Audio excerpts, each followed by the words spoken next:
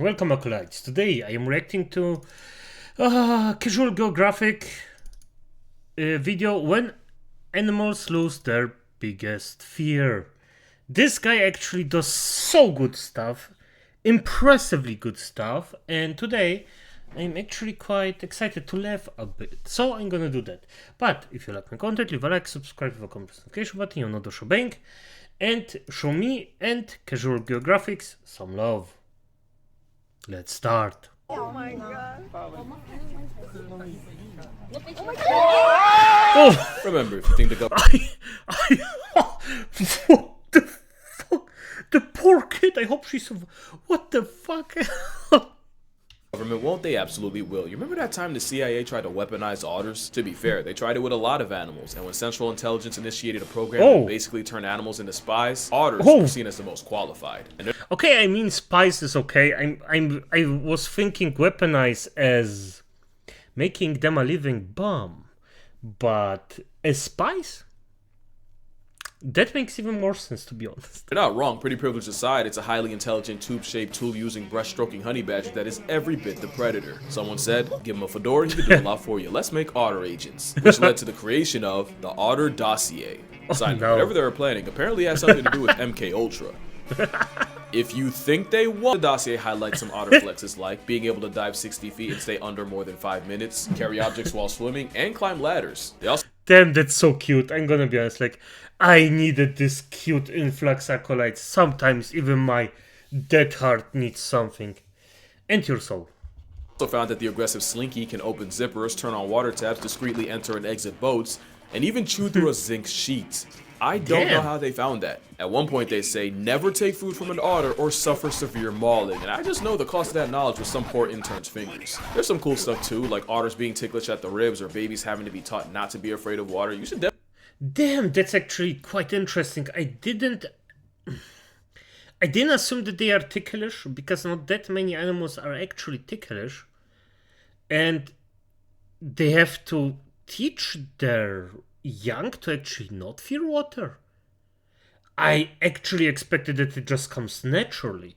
definitely check it out for yourself. But there was one line that stood out, and it read like a prophecy. Capable of being trained and becomes devoted to humans, which can lead to their destruction. Whose destruction, you ask? Yes. This is the face of a threat to national security and a fugitive of the justice system. I'm not even kidding, but to get why this is an otter menace, we gotta go back to 2016. It's always 2016. A young female otter was found abandoned and orphaned and was rescued and rehabilitated by Monterey Bay Aquarium, and in 2017, Otter 723 was released back into the wilds of Santa Cruz. Researchers then got reports of a rogue otter swimming up to boats and kayaks, and sure enough, yeah, it was Lady 723. Apparently she'd been getting fish and squid handouts from local animal lovers, not realizing that being friendly with humans now meant the freeloading seafarer would never be fit for the wild, and she was— Yeah, and by the way, you all may say, hey, people are always bad, but no, that's not the truth. People are generous to a certain degree.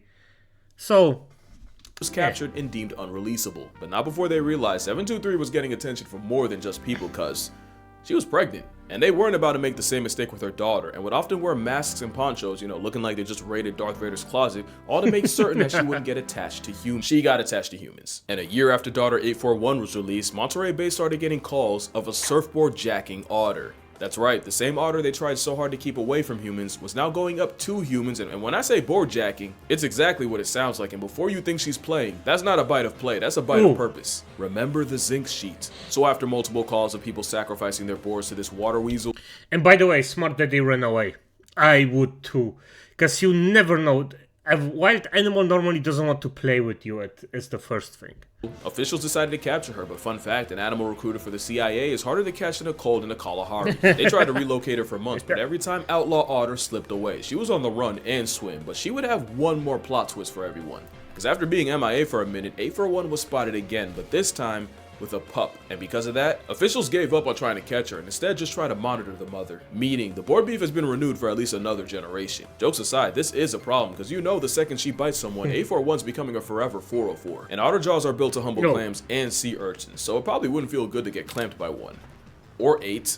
Last September, a woman was jogging through Tanjung Aru Park in Sabah, Malaysia, when she was jumped by a pack of river otters. Keep in mind, these are the same assault sausages that can game over a gator. Maria Sela Haru. Yep, by the way, not funny. If you get ripped by an otter like that, like a pack of otters like that, not funny. You can actually see it. Those bites, imagine those bites, but everywhere on your body.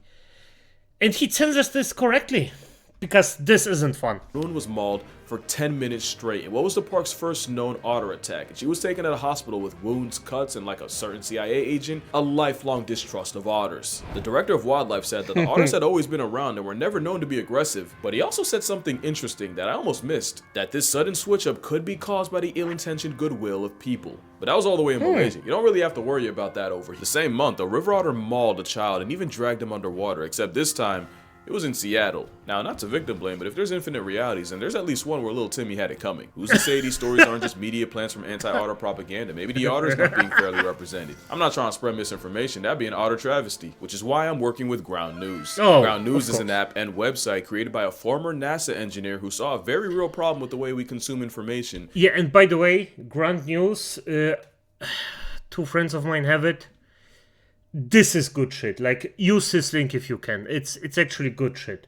If you wanna get like neutral information out of the entire thing, this is really a good start. And how heavily it shapes our worldviews. She said, "I'll do it myself," and created a simple way to compare different perspectives and come to your own conclusion. Every day, Ground News collects thousands of articles from around the world and organizes them by story, so you can see how many outlets have covered a story, how factual they usually are, who owns the source, and you even get an overall bias distribution. I really like that part because it's easy to feel like everything has some kind of agenda. Like, even the things you wouldn't think of as political are somehow political. Like wolves. Wolves are highly political animals and not just Blitzer. Obviously because of the whole wolf rancher beef. Well, here you can see that Colorado's looking to relocate a wolf pack blamed for livestock attacks was reported by 22 news outlets, with most of the reporting coming from the left. The left headlines seem to focus on current efforts to recapture the wolves, while the right headlines explicitly mention it's because these wolves were killing livestock. Ground News basically forces you to break out of your echo chamber and see the whole story. In fact, there's even a blind spot feature to read up on any stories one side might not have covered. Like, if you only read right, you might miss that Denmark's converting 15% of farmland into forests. They're also taxing farting cows and pigs. Yeah, you know what? That is a blind spot. Ground News gives you thousands of stories all across the political spectrum to help you form your own opinion, as well as fill in the gaps you might get from only ever hearing from one end. And it's really helpful for me, since half my job involves sitting in front of a screen researching stuff. And for Black Friday, they're offering all my viewers 50% off the same Ground News Vantage subscription plan I'm using. All the features included. It's their biggest sale of the year, so go to groundnews.com/casualgeo, scan the QR code, or click the link in the description to subscribe for less than $5 a month. And once you do, read up on all those articles about otter attacks, and you might notice something. 723 was raised by people, fed by people, and ultimately got too comfortable with people. Her daughter likely also got handouts from humans. And Maria Sela got jumped by an onslaught of otters in a park where people were likely already regularly feeding them. Now, don't get me wrong, it's still a warmongering, waterproof Wolverine weaponizing the power of plurality. But it seems they don't really become a threat until they lose their fear of humans. You ever hear of human arrogance? Probably not, because I just made it up. Human arrogance is walking in a forest scared whole time. Yeah, no. The forest is scared because you're in it walking. The whole "they're more afraid of you than you are of them," that's real, and it's scientifically proven. Some other bears will purposely raise their kids closer to humans, knowing the best male bear repellent is proximity to people. Jacob and Tibu were two lions that made a record-breaking 1-mile swim through croc and hippo-filled waters. I actually talked about it in the last video. What I didn't tell you is they both could have taken the much easier land bridge across, but that would have involved coming into contact with humans, and apparently they'd rather run the aquatic gauntlet in the dark than risk a run-in with a bipedal pale ape. But, speaking of Makes lions, sense. it's scientifically proven that animals are more terrified of us than a literal 400-pound maned population control. In an experiment led by Professor Leanna Zanet, scientists planted hidden camera speakers near watering holes that would automatically get triggered every time an animal got close. Basically, they'd be recording different animals' reactions to the sound of lions versus people speaking the local tongue. And with lions preferring to ambush prey near watering holes, you'd expect a growl to send any creature running for the hills. Instead, 95% of the animals recorded were more afraid of the sound of humans than a stalking lion. Damn. Animals that included giraffes, impala, kudu, leopards, and even chronic lion Chutoy the hyena packed it up faster when they heard humans. The only animal that didn't was the literal biggest one alive with toenails. Even during dry season, animals typically evacuated 40% faster hearing humans compared to if it was a hypothetical predator. Because to a majority of animals, we are the predator. But to me, the craziest part of the experiment was the reveal that animals were more fearful of people just speaking than the sounds of literal gunshots and hunting dogs. It's gotten to the point where people see the mere presence of a human more threatening than the sounds of someone actually getting put on a shirt. So you know when an animal has zero fear of humans, something is very wrong, and it usually only has one outcome, and no one showed that more than Freya. Freya was actually a walrus, famous for appearing in Oslo Fjord, Norway, several hundred miles south of where you'd expect a giant Arctic blubber ball. She was the first walrus in the Netherlands in 23 years, and pictures would go viral of her lounging on and sometimes sinking boats. And with her being friendly enough to approach people, the walrus would become a national and then international figure and was given her name. But you already know we can't have nice things. Freya didn't fear humans, and unfortunately the feeling was mutual, with crowds of people getting way too close to her, people trying to swim with her, and even at some point pelting stuff at her. Officials tried warning the public of, the health risks. Oh, for fuck's sake, can't... I mean, there are enough people that would just play with her normally, and there are those that just overdo it again. It's just... okay. Playing with a 1,300-pound ship-retiring tusk seal, but even after Freya literally chased a woman into water, of course nobody listened. Officials were banking on Freya leaving on her own, but she didn't, and neither did her crowd. In fact, it only got worse. So the night of August 12, 2022, 4 government officials patrolled the marina with a rifle, and by sunrise, Freya was... yeah. Now the situation's a lot more complicated than I just made it sound, so I do recommend checking out Kay Passionate's video on the matter. She's a friend of the channel, she actually works with walruses, and I feel like she's a little more qualified than, internet backwards hat guy. But if you're asking what I think, man, look, I want to see both sides, and I kind of do. Airdropping an aquatic animal, especially one the weight of a buffalo, especially when tranquilizing isn't even an option, is a lot harder than you think. There's a good chance to stress with a flatline Freya anyway. It would only take her bumping into a child once to turn both into a hashtag. But if you're really asking me, I don't think euthanasia should have been on the table. Anything would have been better. Like, worst comes to worst, hot take, if someone actively chooses to cozy up to a 1,000-pound half-evolved snow hippo and gets past tense in the process, you really can only charge it to Darwin. And I don't know if it's a sea puppy thing gone too far, but I do not know when people decided to stop taking seals and sea lions seriously. It's basically a rebranded beach bear. It really is like we went back to 2016 and Haram. Yes, I'm gonna be honest that this doesn't surprise me, because these days every animals get shown like these lovable little things that everybody likes and they cannot do any wrong. Those are still fucking animals. And so, like, a seal can fuck you up really good. Acolytes, if you see a fucking wild seal, don't go near it. Except you know what you're doing, but come on. By ourselves all over again, and for being named after a Norse goddess, Freya got done nasty for a walrus whose only crime was trusting people, and now all that's left of her is a statue named, fittingly, for our sins. So yeah, you probably couldn't tell, but the Freya stuff pissed me off, especially since I swear we're about to do it again. Neil is a southern elephant seal that went viral for being an adorable menace to the people of Hobart, Tasmania. Neil's lore is his mom likely got lost, and instead of having him on Macquarie Island with a colony of other seals, instead he spawned nearly 1,000 miles away on the Tasman Peninsula. Two big problems: one, this meant Neil would be hardwired to return to the same beach on Salem Bay, and two, with a distinct lack of other seals, Neil would interact with anything that moved, including people, dogs, and even cars, which meant Neil had absolutely zero fear of people. One woman even had to call out of work after Neil fell asleep in front of her car and literally sealed her in her own house. And with southern elephant seals maxing out at nearly 20 feet long and over 8,000 pounds, it's one of those things that's going to be real cute until it isn't. And like clockwork, there's already reports of children harassing Neil, as well as people violating his space for selfies. It's gotten to the point where officials are begging the public to leave him alone, to not post him or share his whereabouts, basically gatekeeping the seal, and some of that might be on me. I literally talked about Neil earlier this year in a video with millions of views putting his name out. Now there's a chance Neil gets loved to death by the same... Well, mistakes were made, friend. Mistakes were effing made. People he trusted. So yeah, losing the fear of people could be a death sentence for an animal, but for some species, it got them erased. The Caribbean monk seal went extinct in the 50s after being hunted into oblivion, and their biggest downfall was their distinct lack of fear and curiosity towards people. Columbus even noted how weirdly chill they were, and for that, they got slaughtered. The dodo is a plus-size pigeon in the past that also got decimated by sailors, because evolving on an island with no predators meant they had no concept of self-defense. They were cooked. The gray auk, which isn't a penguin, also famously had no fear of humans, and after going from 6 million in numbers to nothing in about 300-something years, Well, and there goes my thing where I said people aren't all bad. Because yes, oh, for fuck's sake.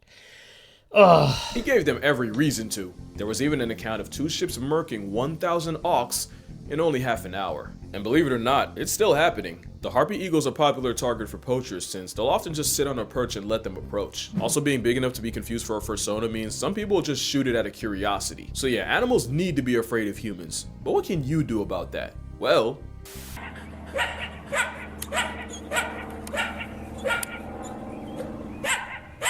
quick pop quiz. You're being stared down by a coyote. Should you A, make yourself look bigger, B, spray him with water, C, cause an absolute fucking scene, or D, put the fear of God in Wiley? Well, if you picked any one of these, you're wrong. It's actually E.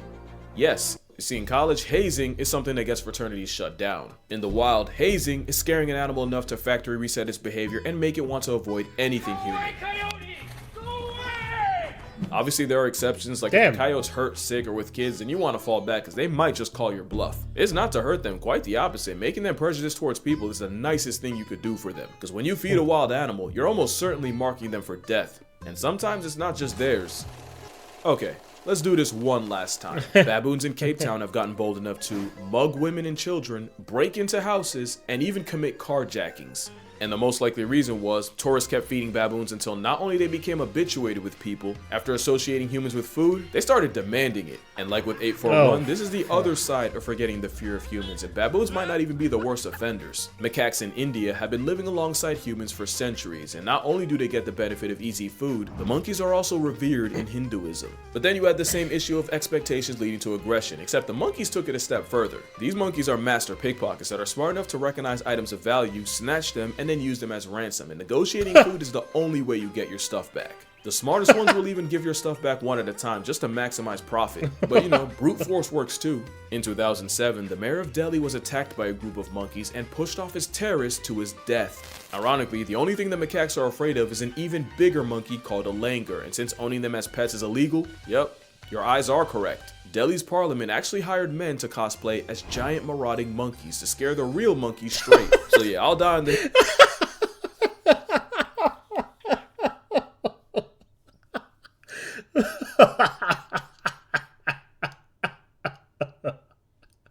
Oh my, oh acolytes, I seen everything right now. This is beautiful. The hell that feeding wild animals is killing them softly, and I would know, because I did it once. When I was 10, I started feeding squirrels at a local park, and there was one in particular that really appreciated it, to the point where he'd come up to me even when I was empty-handed. I either named him Tyler or Tyrone, I genuinely don't remember. Well, one day Ty just would not stop following me, no matter where or how far I went. This rodent panhandler was on me like a homing pigeon. It was to the point where he was following me all the way home, and I wasn't allowed to have pets, and I damn sure wasn't allowed to bring pretty privileged rats off the streets, so what did I do? I took a nut, launched it, it bounced off a reservoir. I lived next to a reservoir, by the way. It landed in the street, my guy Ty followed, and as you can guess, the story ended with one less squirrel. I was not okay for a while. And don't worry, I get my karma later in life when I got jumped by a pack of squirrels in the middle of New York for half a peanut butter sandwich. And yes, every word of that was true. Like an idiot, I fed 1, 1 turned to 2, 2 became 6, 6 spawned 12, and that is unironically the most I've ever been afraid of 12. So what's the moral here?